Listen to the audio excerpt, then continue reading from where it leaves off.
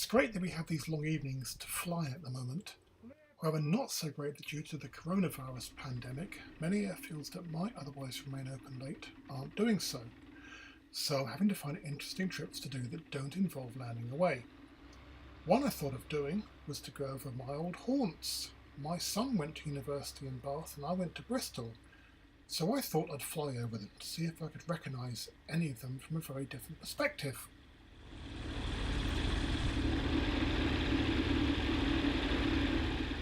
This was about 6 in the evening from our home airfield at Membury.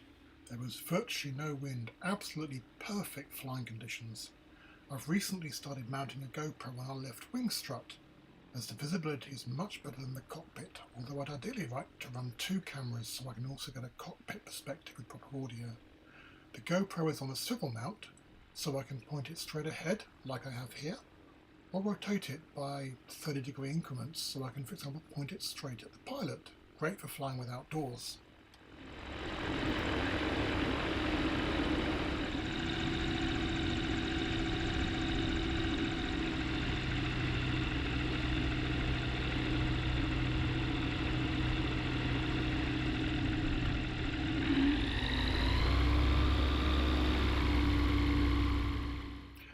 Our favourite runway at Membury, 1-3, so wide you could land on it sideways. Very forgiving.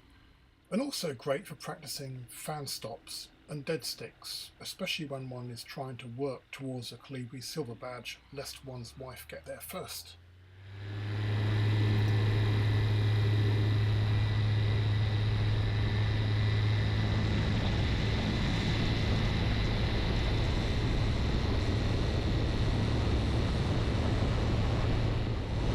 Membury may not be a particularly pretty airfield, but it's got some really interesting history, dating back to the Second World War. And for new pilots who aren't fans of crosswinds, we are somewhat spoilt for choice from all of those runways. The downside is that one can get confused, especially as the circuit directions in Poolers don't actually match what we do in practice.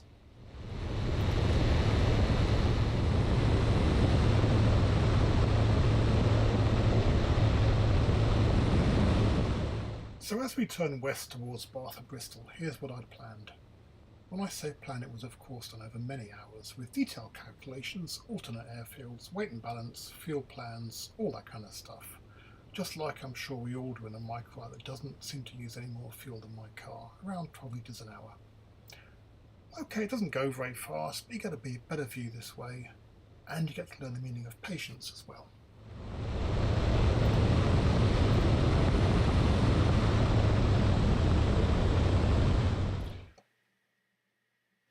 So my plan was to head direct to Bath, give Bristol Radar a call for basic service and zone transmit 10 miles before their CTA, which they approved, and then follow the River Avon from Bath to Bristol, via the docks and the suspension bridge, and then out to Avonmouth, where I'd turn right, head up the coast for a little bit, past the gas venting area you can see there, and then basically follow the M4 all the way home. So if my iPad runs out of battery, I'll be fine.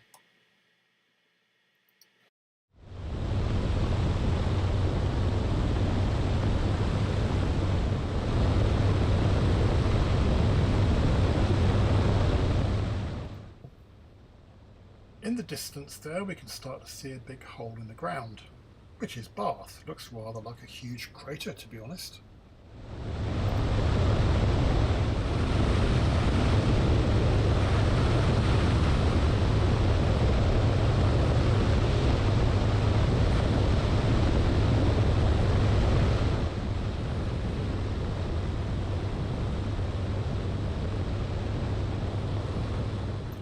Coming up now to Bath University, on the hills to the southeast of the city centre. You can get a sense now of the climb that many students will be facing every morning, possibly worse than the one we had at Bristol. In the distance we can see the Bristol Channel, and beyond that what I referred to in a previous aerial conversation with my wife as that high stuff over there. That's the polite version.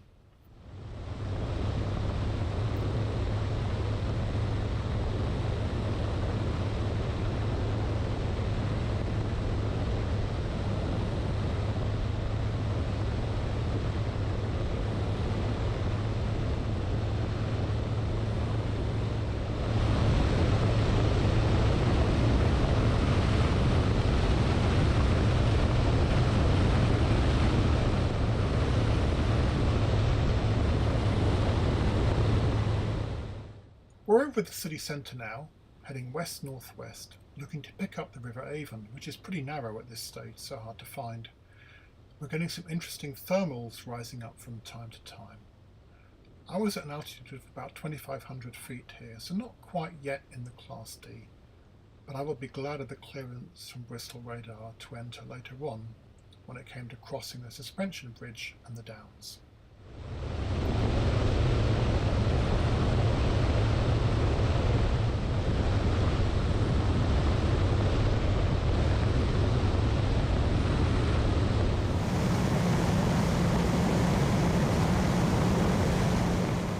At this stage we're over Keynsham, on the southeast outskirts of Bristol, looking towards Knoll.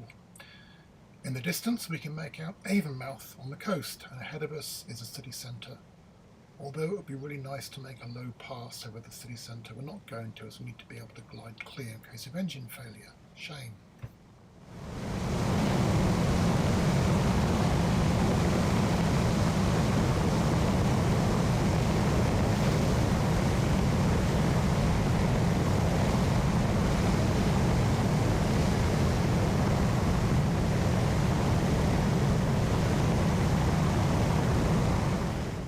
Just ahead of us here we can see Bristol Templemead Station, a place I passed through so many times in my years at Bristol, usually with my push bike and often with a guitar on my back.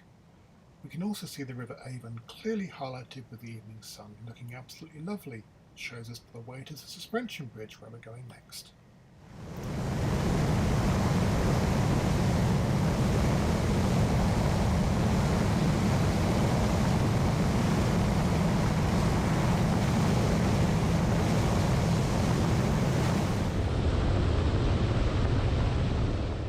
Down there we have the SS Great Britain and also an interesting museum called the Underfall Yard, well known to fans of Big Train. We also have a very steep hill, not very cyclist friendly, called Constitution Hill. In the distance we can see the Welsh coast almost all the way to Cardiff Airport. I now take the aircraft down to about 1,200 feet to get a good view of the suspension bridge. There's a great view of the gorge after that, going all the way out to Avonmouth, and I turn right now to overfly the Downs, one of my favourite places as a student.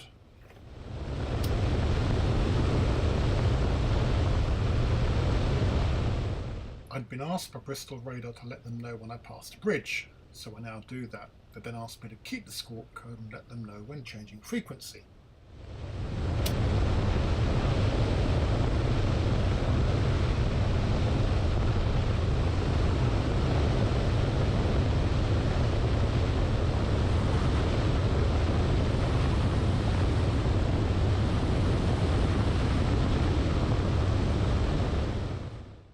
I'm heading north now to an area called Stoke Bishop, where I lived for 3 years in Hartbaker Hall.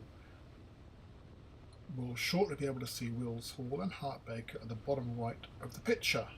It's changed a bit since I lived there. I went back a few years ago and it seemed almost unrecognisable from my days as a student.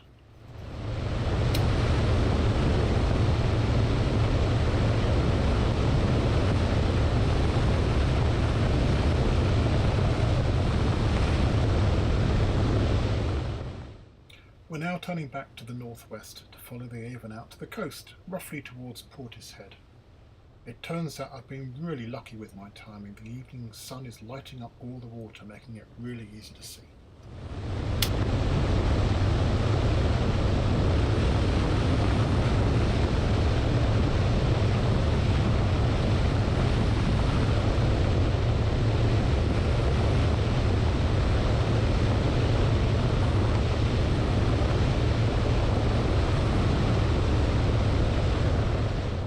It's about time I started my turn towards home, so I'll leave behind the Avon now and head north. There's a gas venting area marked on my Skydemon map, so my intention is to loop around the top of it and then broadly follow the M4 home to Membury. In the distance we can see the old and new bridges over the Bristol Channel. I'm also aware that I lost a lot of height for my sightseeing over the bridge and the Downs, so I start to climb up again.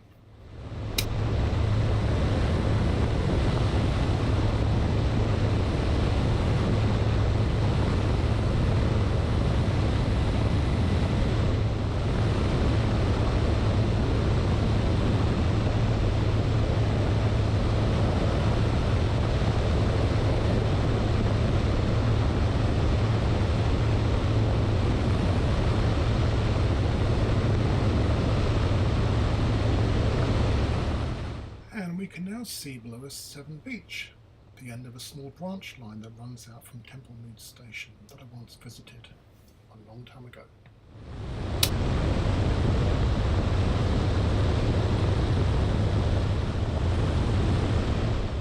So for my trip so far through Bath and Bristol, I got a clearance for zone transit from Bristol radar, but didn't strictly speaking need it, as I don't think at any stage I went into controlled airspace. It was, however, still better for me to do this, because it was one less thing to worry about. Especially over the city centre and over the bridge, the Class D goes down to 1500 feet, and I was only barely beneath it. I knew that I had the freedom to climb if I needed it, so I didn't feel trapped by the terrain.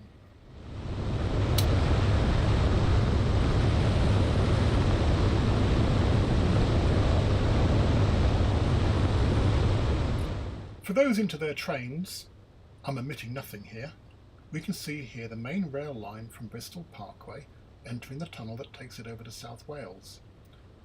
Something to do with the first breather, I think, if I've understood the song reference correctly.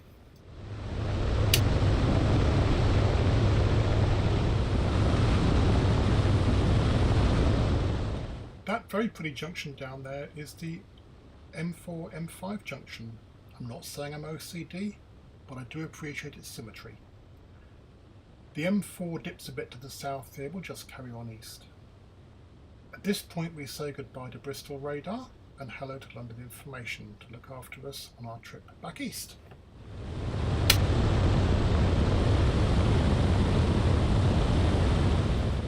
I have to say that although it's pretty, this isn't my favourite place to fly over, because if I had to put down in a field, it would be hard to find one without an electricity pylon in the middle of it. I mean, just look at this aviation chart and see how many there are marked in this area. You have to ask, what were they smoking, or drinking, or both, when they designed this layout? Look at all those squiggly lines. I suppose there must be some logic to it.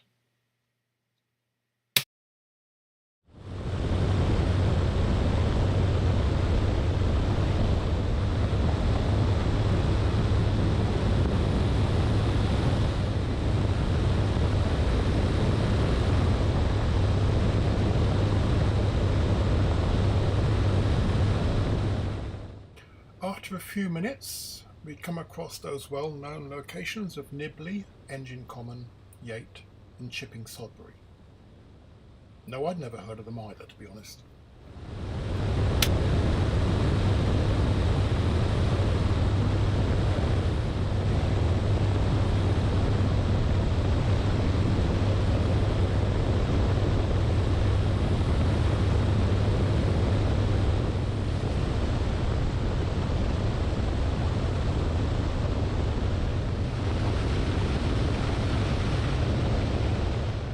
The airfield we see in front of us now was opened in June 1937 as RAF Hallavington, mostly used for training purposes, and it was transferred to the British Army in 1992, although continued in use for RAF gliding until the whole thing was closed and sold to Dyson in 2016.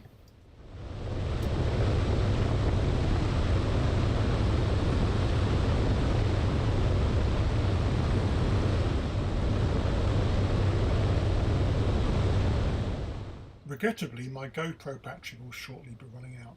The last video clip, the one after this one, is corrupted because the battery ran out. So this is the last working video clip that I have from this trip. I've since ordered a battery pack, so hopefully in future I'll avoid having my videos truncated through lack of power. I think that the video footage from the external camera is working really well. I think I need to work now on integrating footage from both an internal and an external camera for extra variety. I hope you've enjoyed our little trip down memory lane. Thanks for watching.